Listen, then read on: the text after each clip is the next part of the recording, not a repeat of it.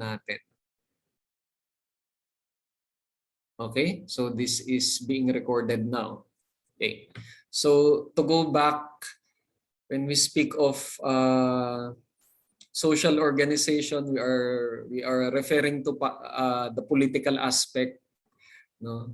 How their communities or societies are organized, and how they influence each other, members influencing each other, no? Within their community, or their community influencing other communities, no? Halimbawa, when we speak of kingdoms, raiding and overpowering other kingdoms or their neighbors. And then there is also the aspect of the belief system. When we say belief system, papasok na tayo dun sa cognitive aspect ng society. So the belief system is one, no? One example, no, of this cognitive aspect. No? Marami pa rin namang iba. For example, how they conceptualize time and units of measures, for example, or sige, yung belief system nga, no? It is about the afterlife. No? Halimbawa, about philosophies, what will happen after this present life? Or is there a concept of a previous life or a previous society to speak of, halimbawa, no? For a particular society? How are they being governed, no? By other forces aside from the human beings that they see and interact with? Diba? Alam niyo na siguro yan sa Anthropology 100 niyo. Ano pa yung papasok sa cognitive aspect natin, no? So these elements are being attempted, no, by archaeologists to be seen in the archaeological record, no, but not always successful. Kasi nga medyo mahirap, no? Oftentimes when we see unexplainable things in the archaeological record, yung parang quote-unquote waste basket, no, na pwedeng paglagyan nun ay baka nandun na siya sa belief system, no? Kung hindi ma-explain, no, in terms of subsistence or of the social organization, baka meron pang special ways of interpretation, like going into, halimbawa, the belief system or other kinds of conceptual aspects of the society. Okay, so for example, in our case, the Manunggul jar is a popular example of archaeology or of material culture, no, or artifacts showing traces of the belief system of Filipinos in the late Neolithic or early Metal Age period, no? Hindi mo naman ma-explain, or pwede mo rin naman na-explain, no, in terms of economy. Pero halimbawa, di ba, are you familiar with the Manunggul jar? No, may isang malaking jar, tapos dun sa kanyang takip, merong dalawang tao na nagsasagwan, no? You can explain it, or you may explain it in terms of the subsistence base of the society, pero yung karamihan ng mga social scientists ay mas convenient nilang na-explain yun or na ipapaliwanag sa pamamagitan ng belief system or religion. Sometimes you are still reserved in using the term religion kasi halimbawa yung mga ibang anthropologists, ayaw nilang tawagin na religion yung mga quote-unquote small scale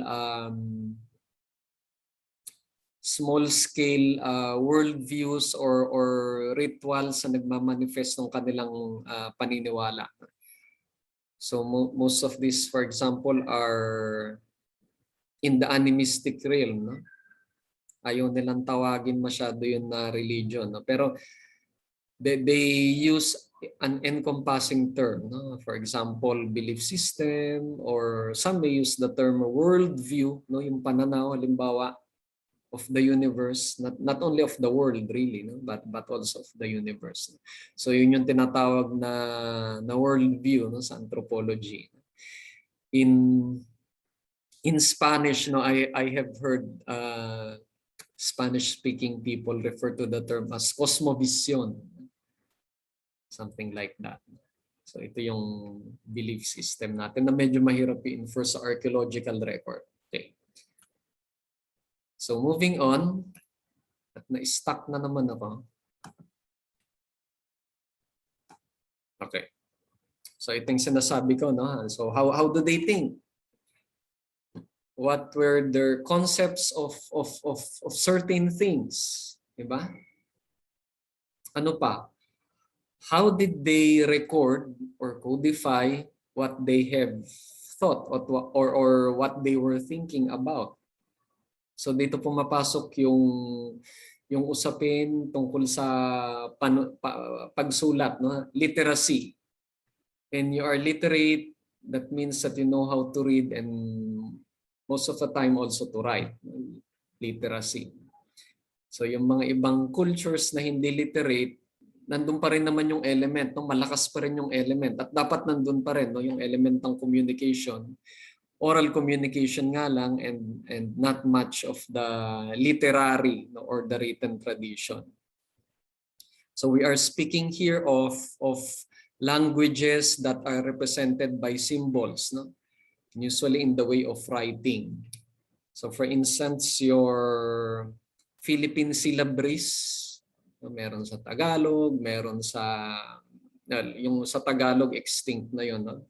At saka sa mga ibang major ethnic groups or mainstream ethnic groups like the Kapampangans, the Ilocanos, the Cebuanos. So their writing, their indigenous writing systems have become extinct. What is extant, no, yung nabubuhay pa or yung natitira ngayon are the ones being used by anyone. Ano pa? Ano yung halimbawa? No? There are at least 2. Tama ba ako? 2 or 3? 2. Yung isa ay sa Mindoro. Okay, ito yung Hanunuo and also the Buhid, no? Some of the Buhid know how to write, no? In their indigenous writing system. So yung mga Mangyan, no? They are collectively known as Mangyans. And then the other ethnic group would be the Tagbanwa of Palawan.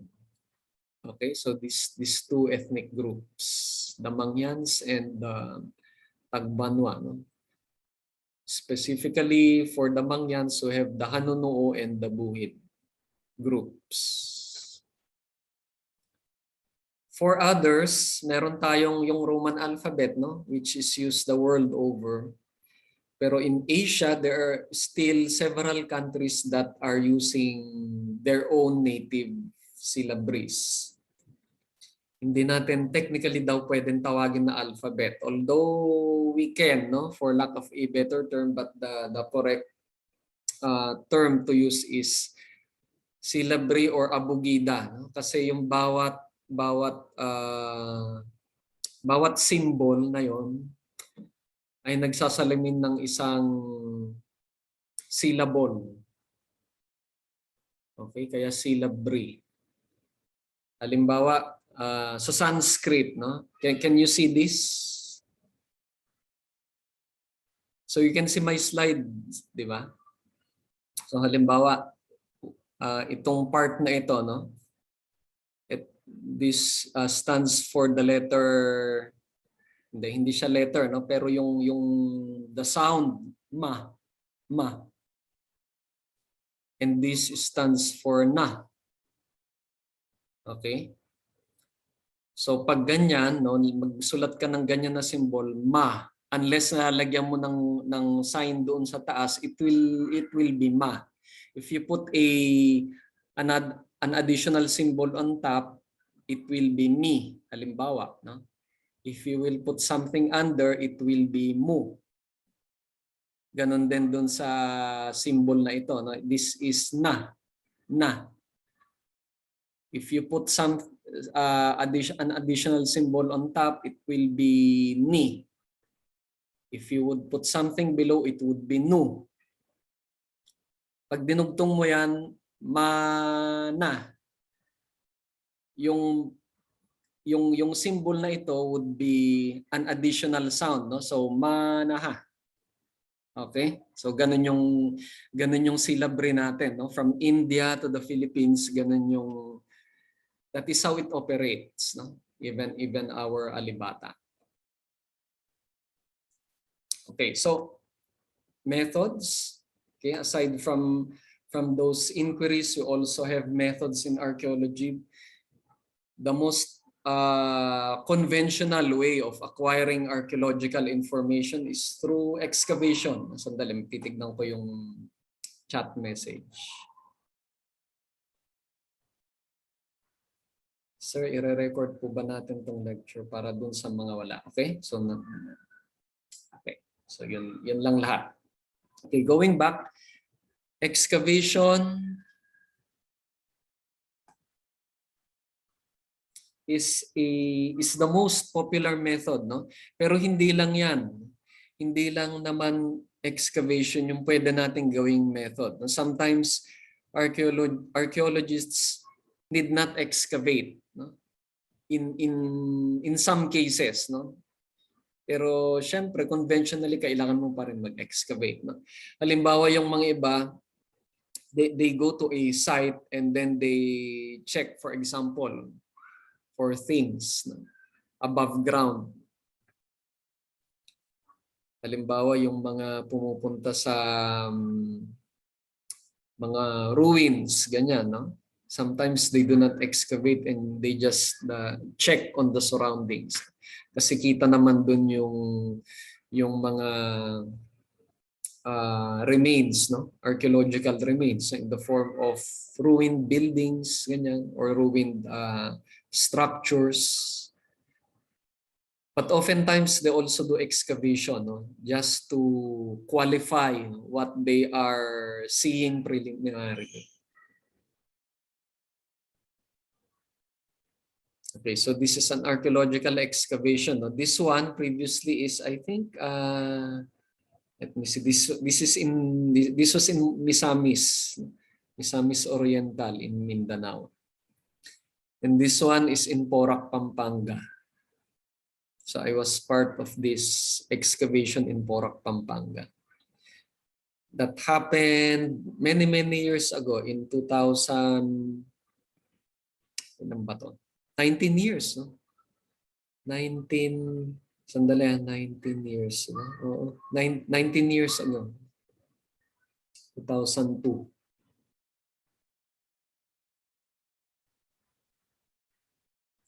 And then after we obtain, no, artifacts from the excavation site, we also do a study of these artifacts. No? So malaking bahagi ito ng archaeological project. So first, for example, you categorize artifacts, and then you take care of them by giving them labels and putting them in protective containers, no? And then after that, you can study them. Okay, so not only pieces of ceramics, but also human bones, no? Human remains. Most of the time, we do the recording here, no? In situ. Pag sinabing in situ, yung habang nandun sa lugar yung bagay na yon, habang nakalugar yung bagay na yon, no? Right where it was originally found, or it is originally being found. And then we also determine dates. How do we determine dates? We do them by relative dating and or, no, by chemical dating. Pag sinabing relative dating, we find the relative date, no, or era when the artifact was deposited. Kasi maraming bagay yan, no? When the artifact was made, no, the time that the artifact was made might be different with the time the artifact was deposited into the archaeological site. So pag sinabing relative dates, yung mga dates na medyo malalaki yung range, no? Just to give an estimate when the artifact was deposited in the site. Pag sinabi namang chemical dates, we do this primarily by chemical methods. Halimbawa, yung radiocarbon 14 is the most popular of these methods, no? Yung chemical dating. And compared with relative dating, this is narrowed down to a more to a better and more focused range of dates. Siyempre, you cannot pinpoint exactly, no? Yung talagang a point in time kung kailan na deposit yun. But at least you can give a range of dates. So the relative dating would be a broader range of dates compared to the chemical dates. Kasi ito mas specific yung yung dating method. Okay, so we will go to this in later topics about the dates. Okay, so forms of archaeological evidence. The ones given by Renfro and Ban, no, for archaeologists from the UK would consist of at least 4 categories.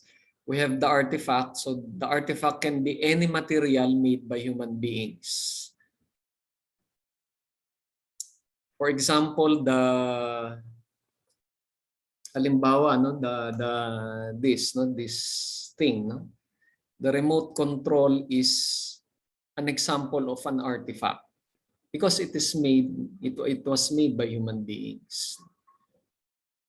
It was made from raw materials and then transformed into a new categorical object.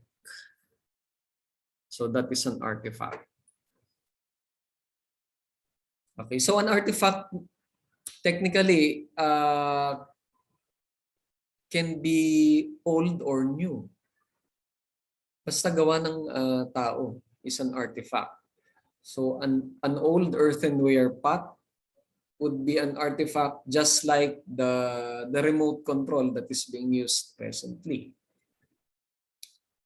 Pag sinabi naman na ecofact, these are remains of living beings that have archaeological significance. When we say have archaeological significance, we are talking here of that object or thing providing us with potential archaeological information, like perhaps the time that the archaeological site was in use by the persons living in it, or the time when the other archaeological artifacts were being deposited. So for example, was it deposited during the time of the Spanish colonial era, ganyan? Or during the time of the pre-colonial era. Okay. So for example, if you see that there are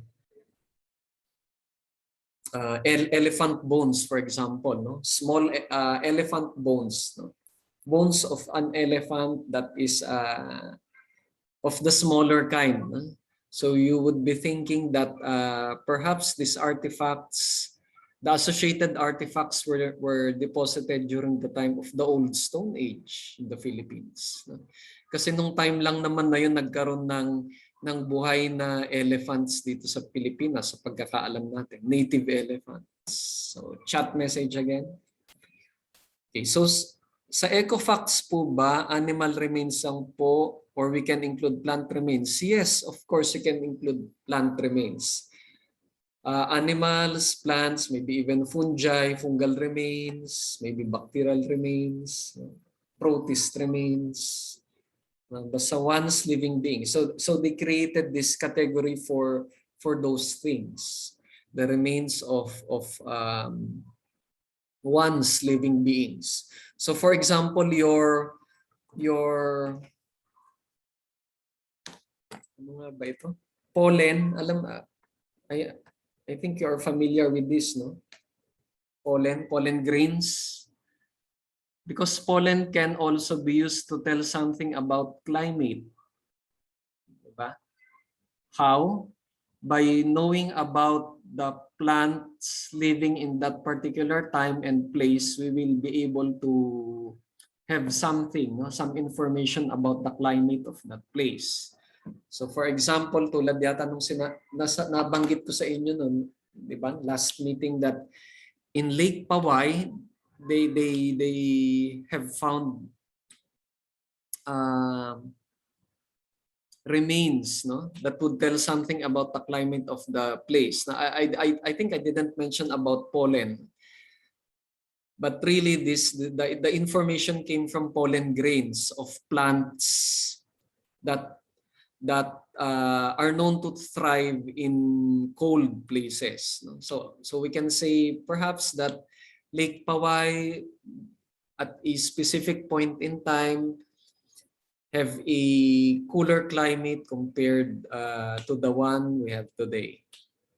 Okay, so those are example of ecofacts. Now geofacts. No? If we have remains of once living beings, ito naman yung not necessarily artifact but geological remains. No? These are not made by human beings, but they have still the potential of providing us archaeological information. So for example, stones, no, unmodified stones or rocks or sand, no, what have you. Volcanic deposits. So they can tell, for example, if there has been a volcanic eruption in the place, no? Or perhaps was there a natural catastrophe, like for example a tsunami, ganyan, no? If we have seen deposits that have been thrown there, no, or been brought there by strong waves, no, or not really waves, no, pero yung the continuous gush of water. So these are examples of geofacts, no? Not necessarily made by human beings, but can provide archaeological information. And then the last category, okay, so chat message again. Ito po ba yung practice of stratigraphy? May kinalaman, yes. No? May kinalaman ang stratigraphy dyan, but we will go to that later. Okay.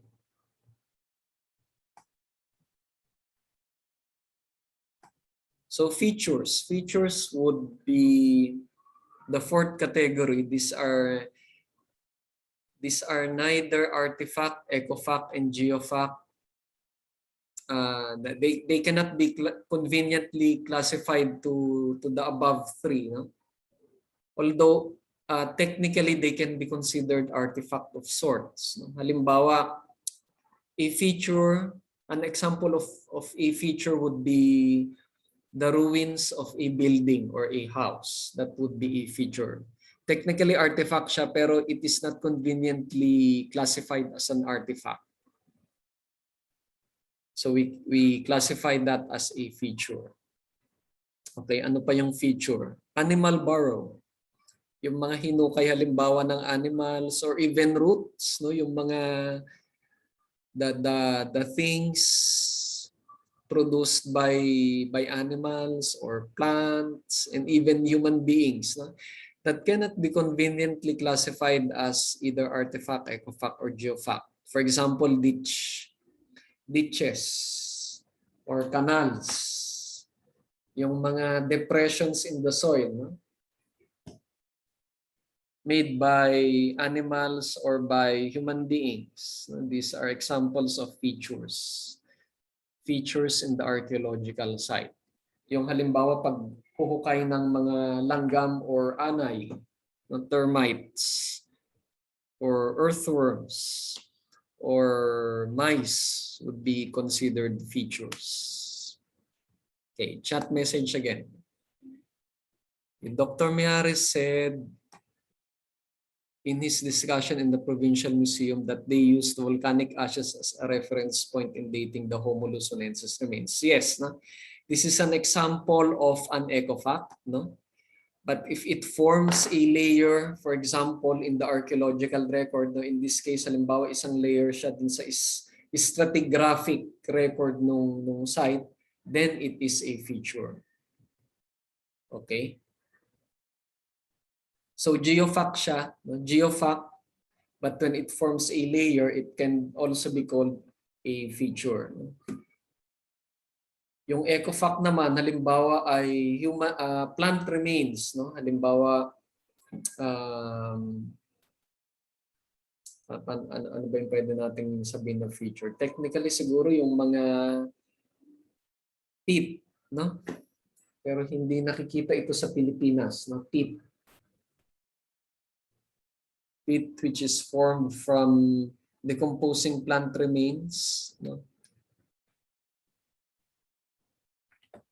Can be, maybe yes, it can be classified as an ecofact. But pit forming a layer in the archaeological site in terms of the stratigraphic layers, this could also be categorized as a feature. Okay.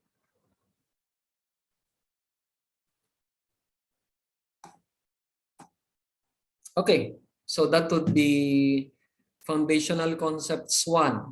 Do you have any questions about that? Questions?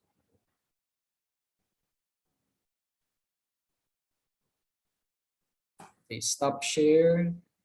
Andali ako kunin ko yung clock.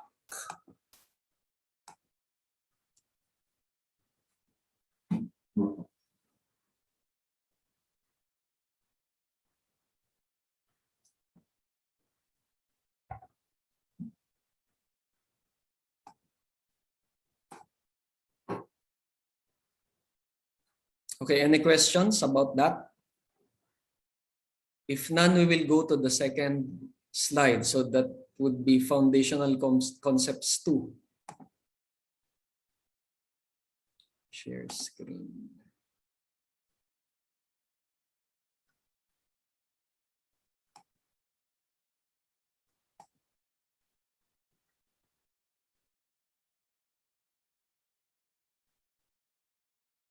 Okay, nakikita?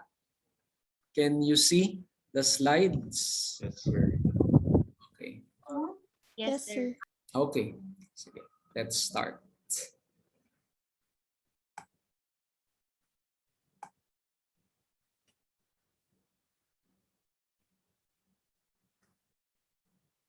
Okay, so we've been talking about the artifact and the other archaeological categories of archaeological materials.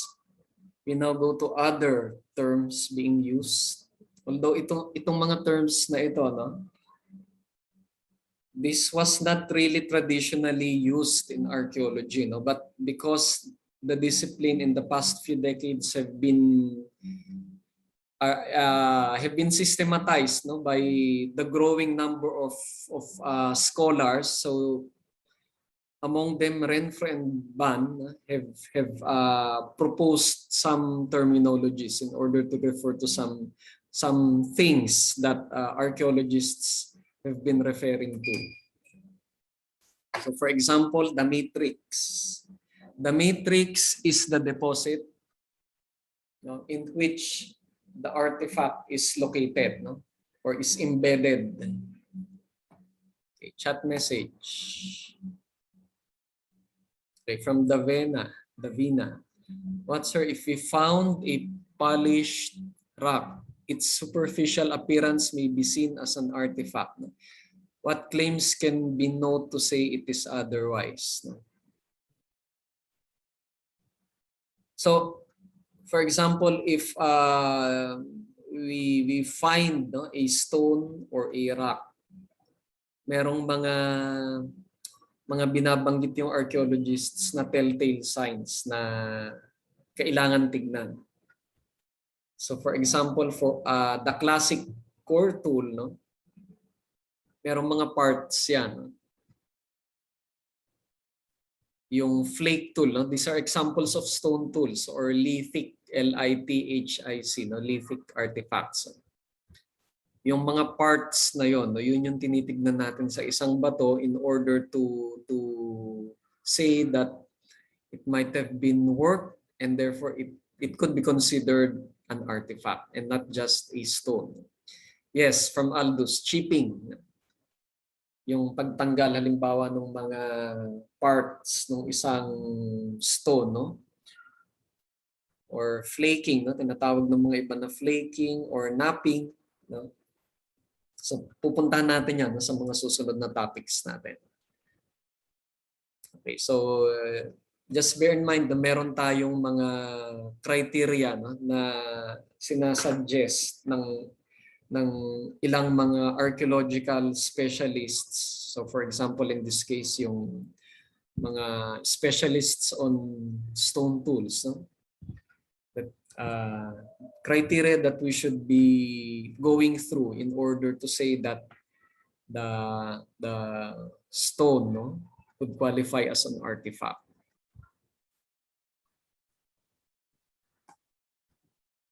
Okay.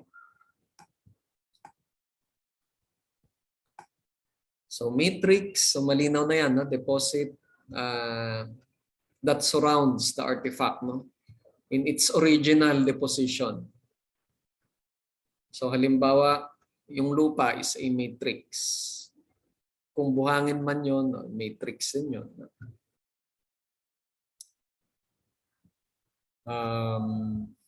Ano pa ba ang pwede maging matrix? So lahat na yan, no?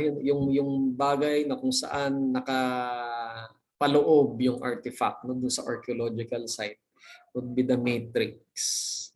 Provenance, the place of the artifact within the matrix.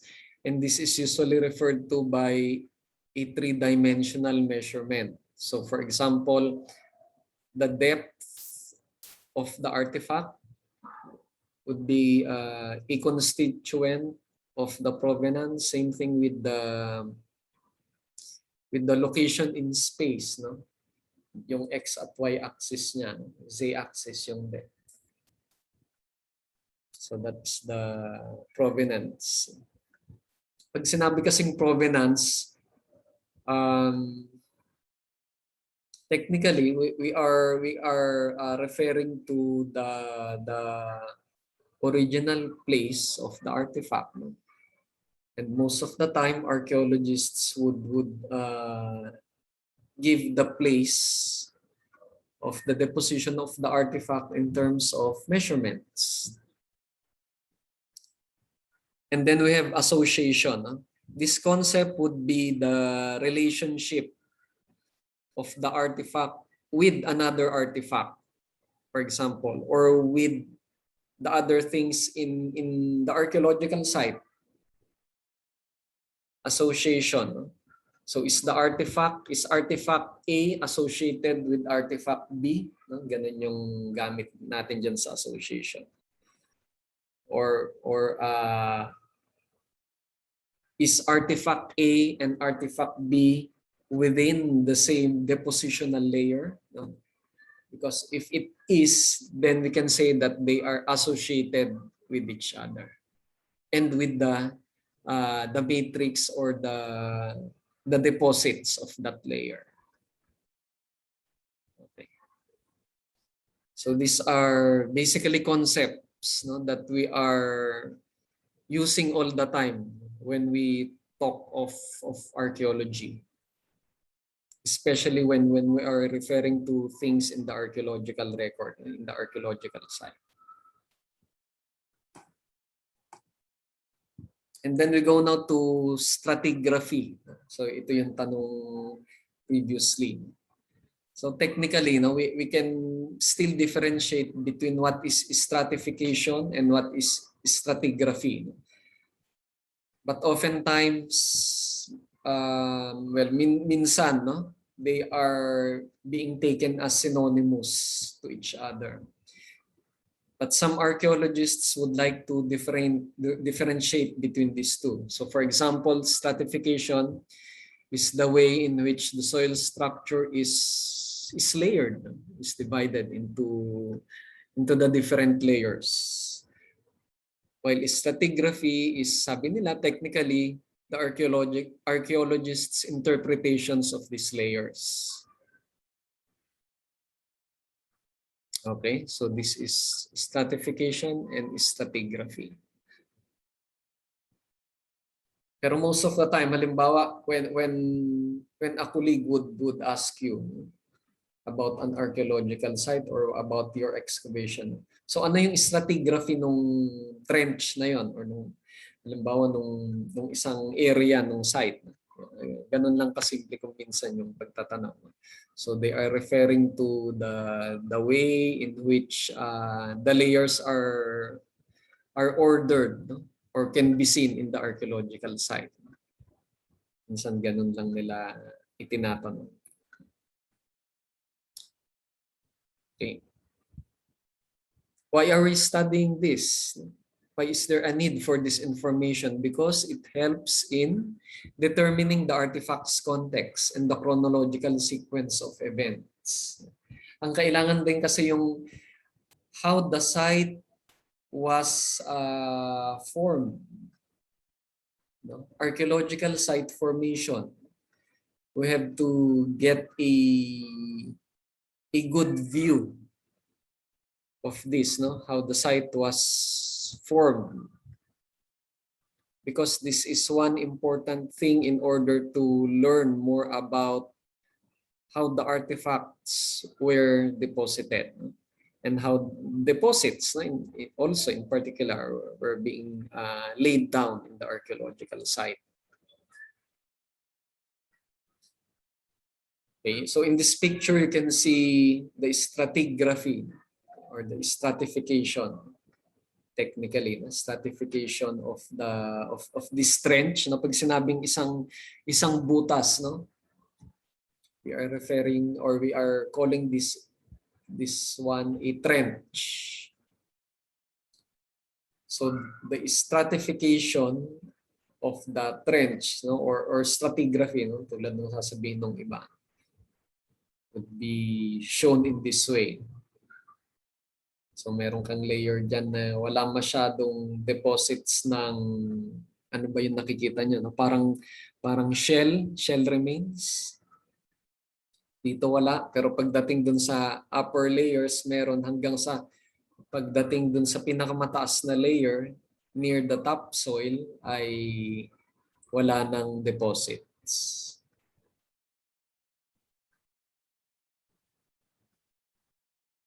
Okay. We also have to know something about depositional tendencies. So number 1 in the slide, sediments laid down on the surface at first accumulate in some area but will eventually spread across or spread in the space. No? So meron akong demonstration dito. No? So siguro naman may idea na kayo, no? Na ganun nga ang nangyayari. No? So for example here, no? Can you see this? I think I have to stop share muna. No?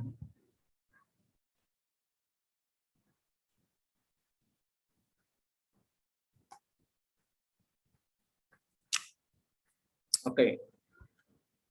Nakikita nyo ito, no? Ito yung surface. Ito yung ilalagay kong deposits. Kunwari, ito ay linga na sesame seeds. So I will place it here. No? Halimbawa, ito ay lupa. No? Tapos, through time, nade-deposit siya na ganyan. By whatever mechanism.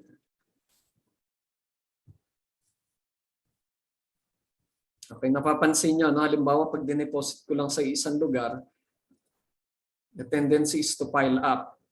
Diba? But through time, hindi lang naman din kasi ganyan yung nangyayari. So we have erosion. Ano ba ang nangyayari pag erosion? Minsan merong wind erosion. So naiihipan. So gumagalaw. No? Gumagalaw yung linga. Pero ayokong ihipan masyado kasi kakalat mo sa laptop. Or halimbawa may agos ng tubig. In that case, matatamaan niya yung linga at mag-i-spread. No? Or sometimes halimbawa merong mga geological activity na iba. No? Tectonic halimbawa or volcanic na nag-shake dun sa area. And therefore, through time, nagiging flat, no? Kasi nag-i-spread yung deposits. So, ganyan yung isang tendency ng deposits. Ano pa yung pwedeng mangyari?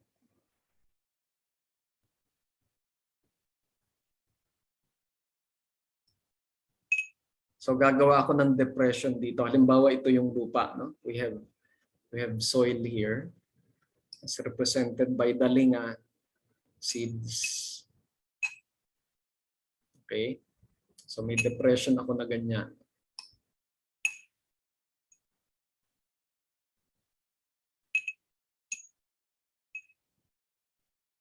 Okay, yung depression na yan, halimbawa, nagkaroon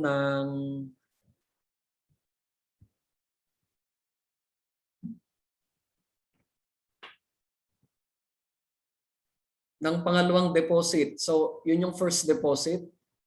No? First deposit yung linga. Tapos nakita nyo may depression, di ba? Yung linga. Dahil mapapatungan na naman siya ng second deposit. In this case, cloves, no? Which is a spice. So, kunwari, second deposit siya. Ano yung napapansin nyo?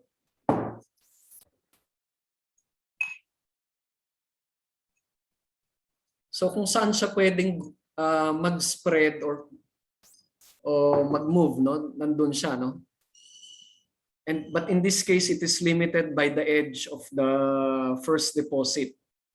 So kung saan nandun yung edge nung first deposit, limited yung deposition or yung spread ng second deposit above it. So ganito yung itsura ng mga depression sa archaeological record, no? Sa stratigraphy natin. And then likewise, patungan na naman yan ng another deposit. In this case, pag wala halimbawang depression, nakaka-spread siya ng maigi dyan. Okay? So that is our second point, no, in the slide. No? Our third would be that our deposits have a lower limit and an upper limit at least, no, in particular instances. Halimbawa dito sa bote na ito, we can see an upper limit and a lower limit of these two deposits, no. Halimbawa, the linga deposit is delimited by the bottom of the garapon, no, the glass jar. Hanggang dun lang siya, no. And then the limit, the upper limit would be delimited by, kasi hanggang doon lang siguro yung deposit ng linga, no? So hindi na nadagdagan. And then another deposit was laid. In this case, yung limit, upper limit ng linga ay yung boundary niya with the second deposit, no? With the deposit of cloves. And likewise with the cloves, yung deposit na ito would be limited by the linga as the lower boundary, no?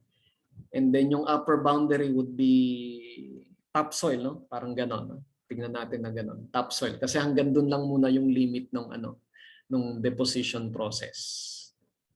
Okay? So ganyan yung operation ng ating mga deposit, no? At doon sa pagbubuo ng archaeological record, ganyan din ang nangyayari. Otherwise, halimbawa, pag wala itong boteng ito, no? Halimbawa, isang malaking surface, isang malapad na surface sa parang ganito, no? Extend nyo pa hanggang doon, no? Malayong malayo. malaya yan na makaka-spread, no, across yung deposits. Kung tuloy-tuloy yung depositional process na nangyayari. Okay? Okay, so going back, and where is that?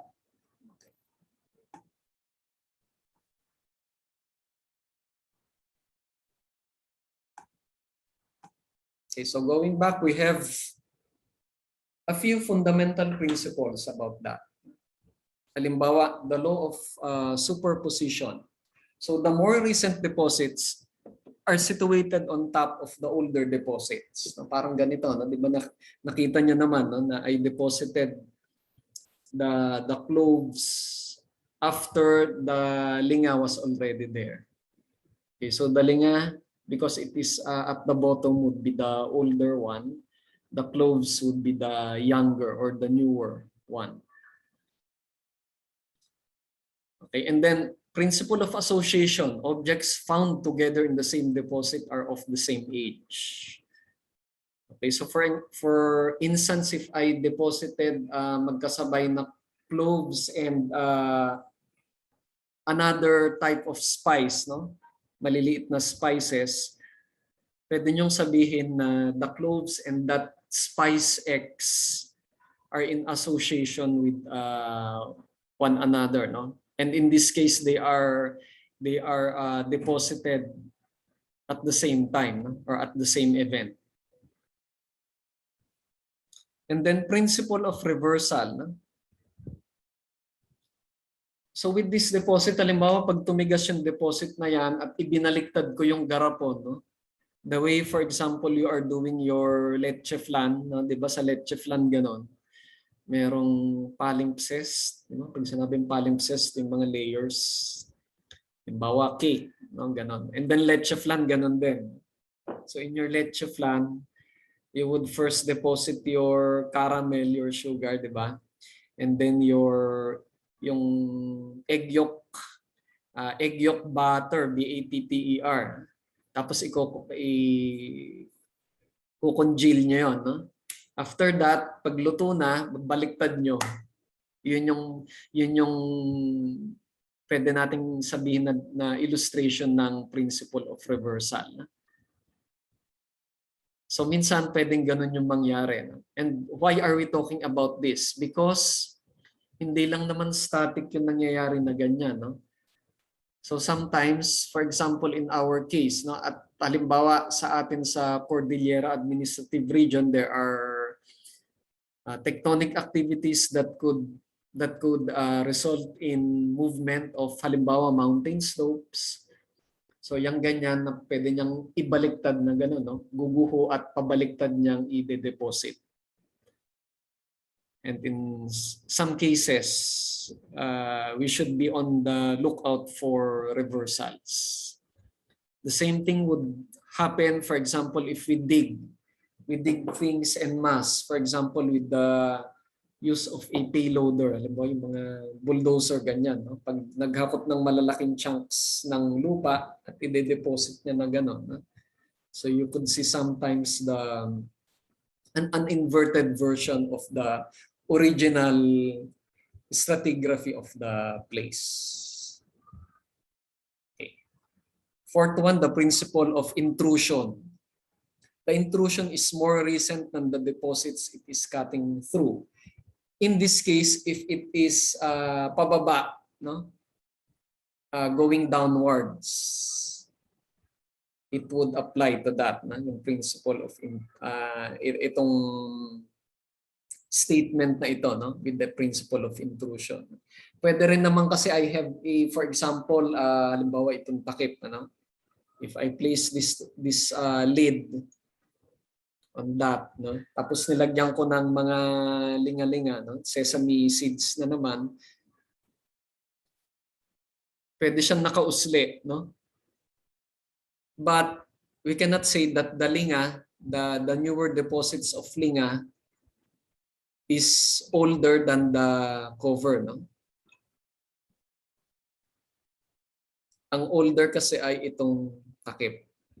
So you have to particularly watch out for those things.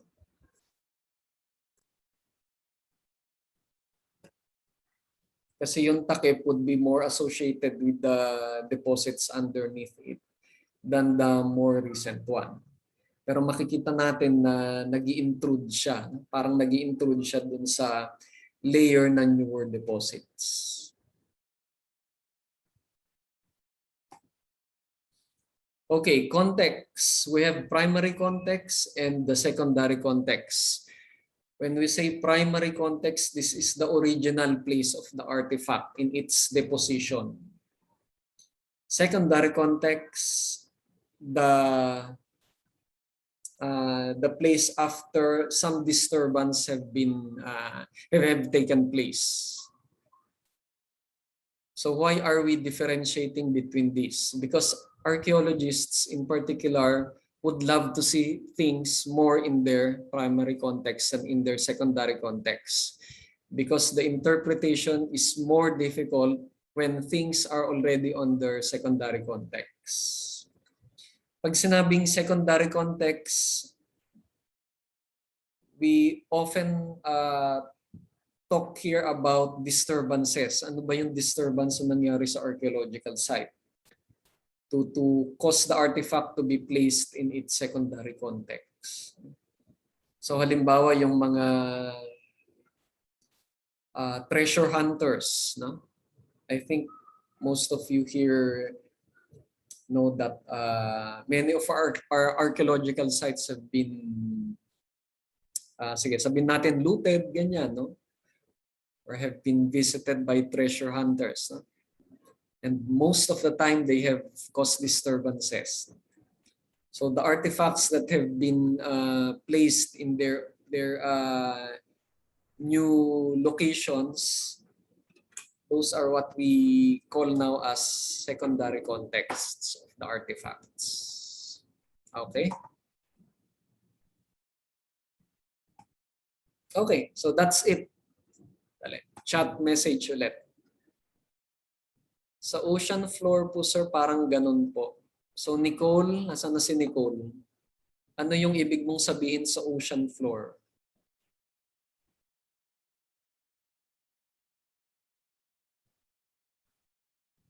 Yes, Sir, Nicole? kanina po yun dun sa ina-explain nyo dun sa mga, yung pag-ano nyo po dun sa sesame seeds, dun po sa fundamental principles. Natanong ko lang po if meron din po kasi yung vision ko dun sa kanina na ina-explain about the pag-quantify po nung... So not only in land but also underwater, no? Kasi nga lahat tayo dito sa mundo, no? We are affected by gravity. Depende yan, halimbawa in land mas mabilis, no?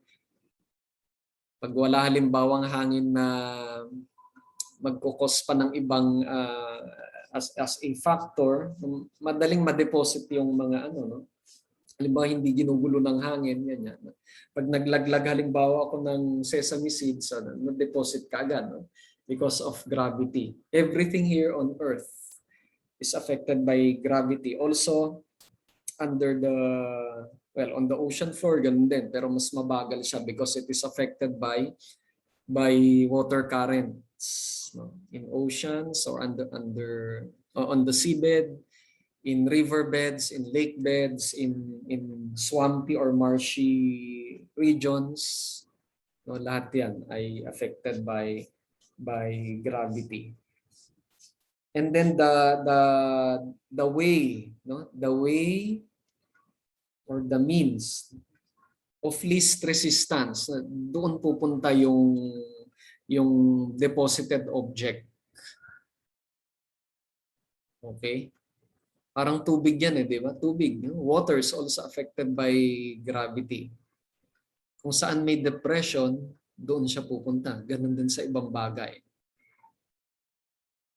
Okay? Any more questions?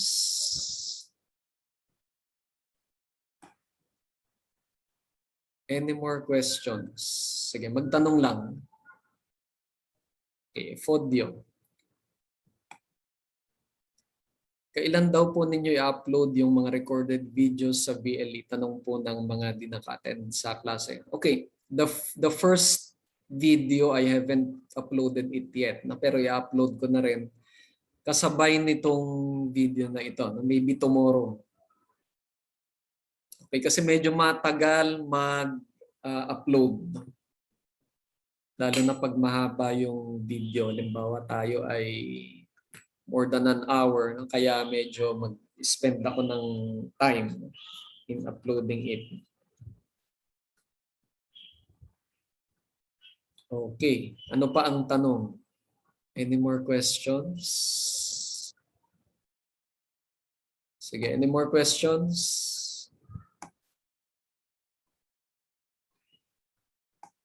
Another. May carbon dating facilities po ba sa Pilipinas? None. None that I know of. National Museum ay, alam ko wala pa sila ngayong facilities for chemical dating. So, when we need to have chemical dating of our artifacts, we send it abroad.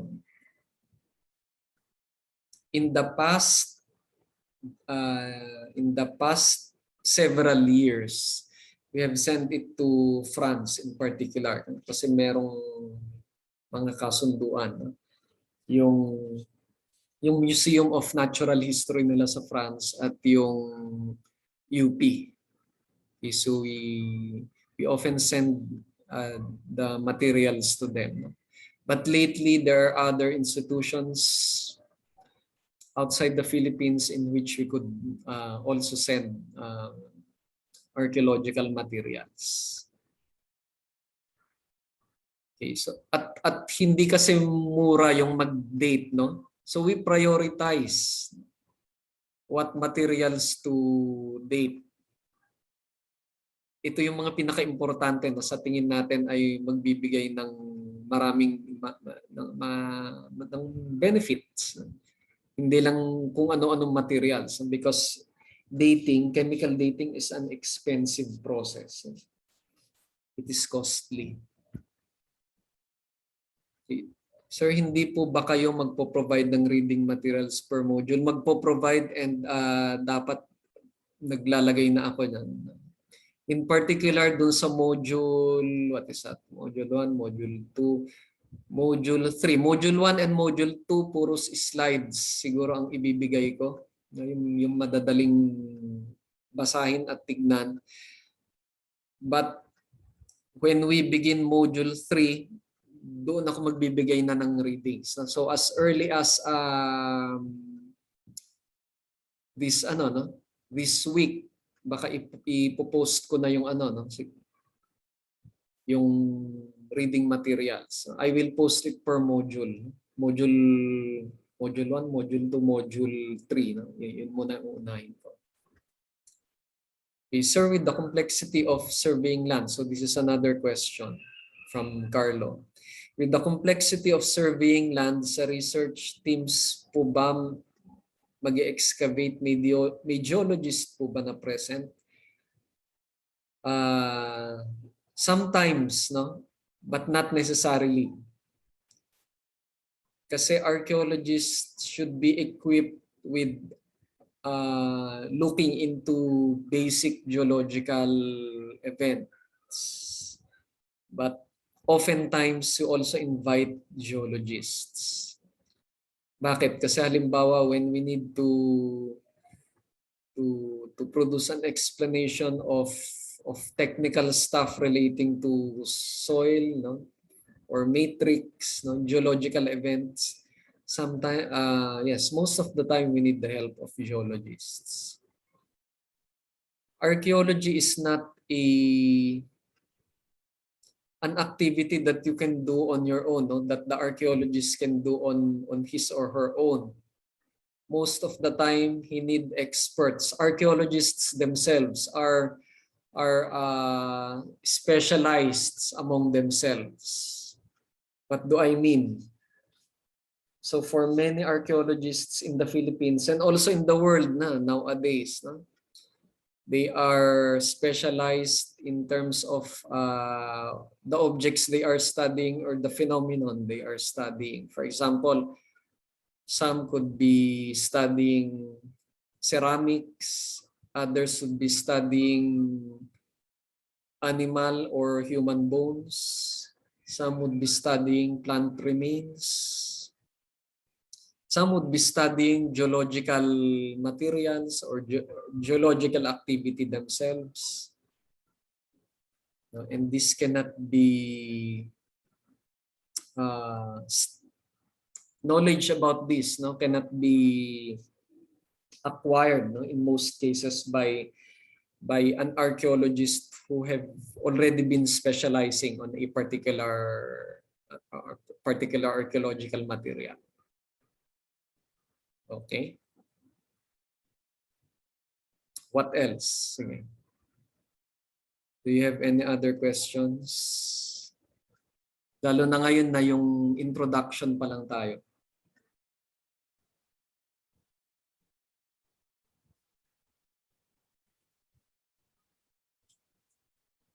Sige, you can ask by unmuting yourself or asking in the chat message.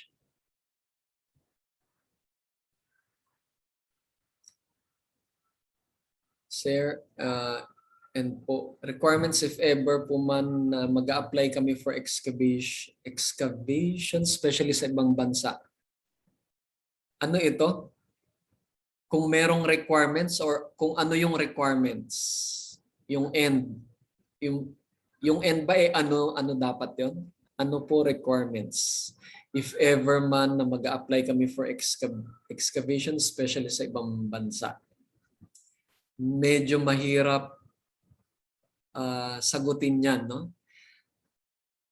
Actually yung mag-excavate sa Pilipinas, hinihingan kayo ng mga credentials, particular credentials like are you equipped in terms of degree program to handle an archaeological excavation. So that means do you have at least master's degree in archaeology or anthropology that provided you with enough background in archaeology and skill to do and handle to direct an archaeological excavation. Okay, so masters, even PhD, yan yung mga hinahanap. Or do you have the necessary training? Halimbawa in terms of studying a particular archaeological material.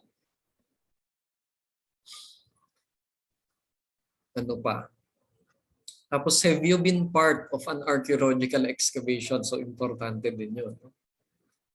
Have you been part? Ilang archaeological excavations na yung sinalihan nyo? Kasi when we are speaking of archaeological excavations here, we are not only talking about 1 or 2 days participation, but sometimes minimum would be 1 week or 2 weeks, even up to 1 month or a few months. Ganyan.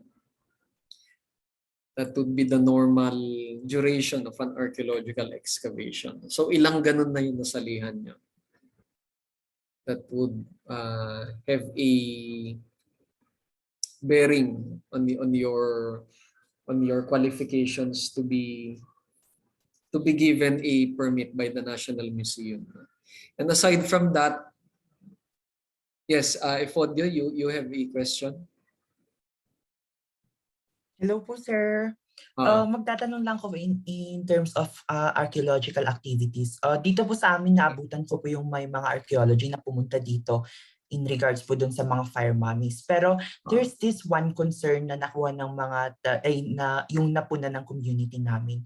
Meron po kasi ata na pagbintangan yung isang grupo na pumunta doon na nag-take advantage wherein po, kumuha sila ng mga iba't ibang parte ng katawan ng mummies na yun, or di ko po alam, parang yung suspicion na ititinda po nila sa black market. Ano po yung mga parang mapapataw na punishment sa mga taong yun. Tapos how can we ensure yung safety ng mga artifacts at the same time yung makikita natin yung integrity ng mga archaeologists na nasa field. Okay. So this is a good point, no? This is important kasi marami na tayong cases sa ganyan, lalong-lalo na sa atin, no? In the Cordillera Administrative Region, no? That is encompassed by the general rule on doing research in the Cordillera, no? Halimbawa yung free and prior informed consent, no? Yung magpapaalam ka sa community, yung meron kang mga documents that is approved by the NCIP, no? Yung Commission on Indigenous Peoples. Lahat yan, no? Mabusisi. Compared to, for example, you are doing work in Nueva Ecija, which is not part of the CAR and which is not regarded as a territory of indigenous peoples. So malaking bagay yan, no? Lalong-lalo sa Cordillera, no?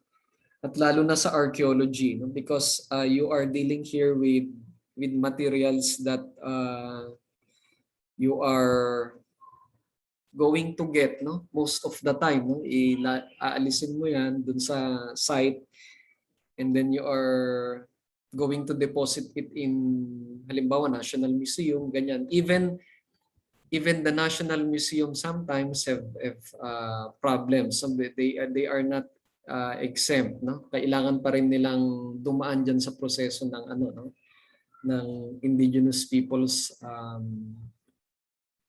yung pagpapaalam. Kasi meron tayong mga rules diyan, no?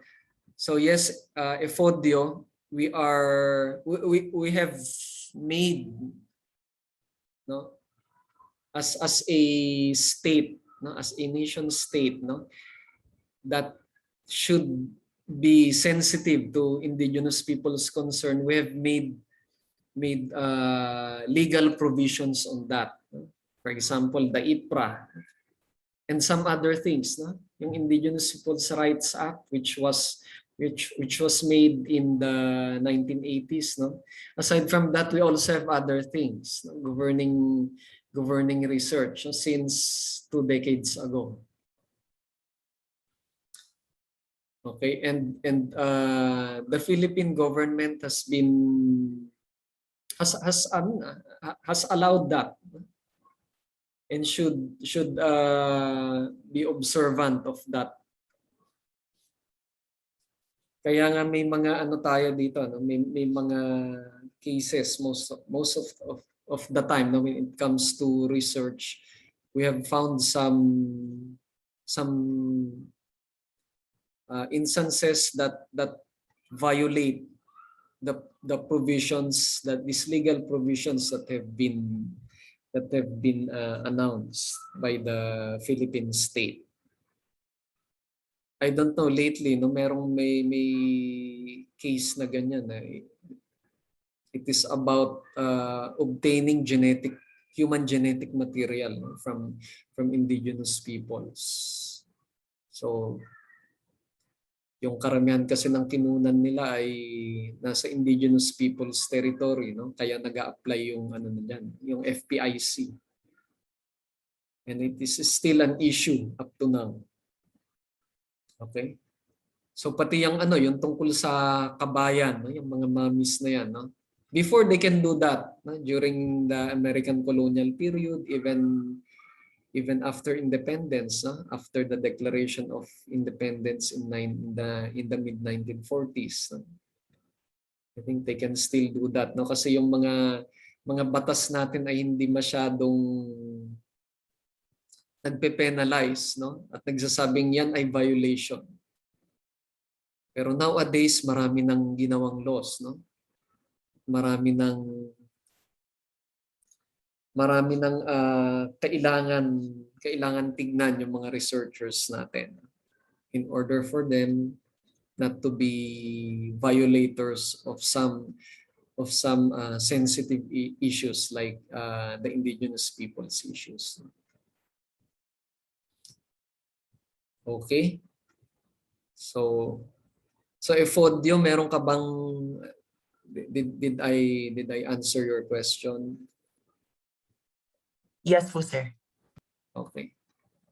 So medyo mahirap, no? In your case, in our case, no? When we will be doing research in the Cordillera Administrative Region, medyo may kahirapan niya. Although UP, no? I think narinig ko yun eh. That a colleague from the College of Science has said no, many years ago, hindi pa kayo napanganak. I think two decades ago na nag-apply naman yung UP for an FTIC, no, generally. UP Baguio in particular.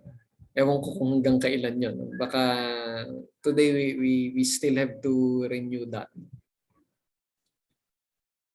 Okay, so asan pa ba yung ano ko dito, no? Yung requirements sa pag-excavate sa ibang bansa. Mas mahirap 'yun, no? Because when we intend to do research in other countries, we should have a counterpart there at sila yung magi-sponsor sa atin. Usually the process would be to have friends, no, in other places, in other countries. No? Halimbawa, it would be easier to have friends among our ASEAN counterparts, di ba? And then pagka nag-ano na kayo, very friendly na with each other, nagbebesohan-besohan na kayo, yan. They can invite you, no, to participate in their excavation. So in our case, meron halimbawa tayong mga malalapit na archaeologists sa Indonesia, sa Thailand, no? Not myself personally, but my friends in halimbawa in Diliman. Sa Indonesia, Thailand, no, yan yung medyo friendly, no, ng mga bansa. Also in Europe, in France, no, sometimes they also allow you to participate in archaeological excavation. Pero sila, no, it would be their call, no? Hindi ikaw yung gagawa ng project proposal. Sometimes if you ask them, no, if you ask permission from them, if you could make studies on this and that, a particular archaeological material that would be found in their site, pwede yun. Pwede siguro yun. They would allow you to do that. Okay, so from Aldous, I think sa Mecca, Saudi Arabia po, kapag magpapatayo sila ng mga bagong buildings, ay may kasama silang archaeological team para mag-check kung may mahuhukay silang artifacts. Yes, may ganun din sa Pilipinas, no? Pero hindi palagi. So some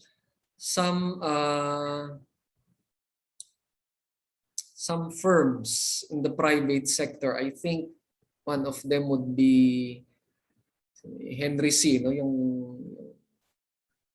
yung companies ni Henry C, no? Hindi palagi at hindi lahat, no? Pero sometimes, no, sometimes yun yung ika-qualify ko. Sometimes they would allow you to do that, no? And they would call upon they would call archaeologists to do an archaeological impact assessment, yung tinatawag, archaeological impact assessment, to check if there are cultural materials in a particular real estate, no, a property that would be under their projects. Otherwise, hindi nila sinasabi. Minsan kasi may mga companies na gano'n, no, para hindi maabala yung ano nila, yung project, minsan hindi na sila nagsasabi. Okay, other questions? Questions pa?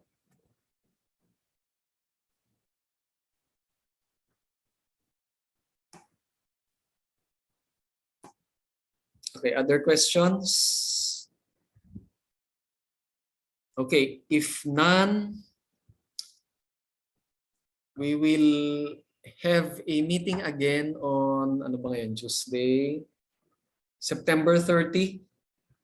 Okay? For another lecture. No? So I should be giving out the outline of the first module for you to see, no? To see the topics at hand. Okay? So if you have no more questions, let us call this a day or a night. And thank you for attending. Palagi kayong mag-iingat.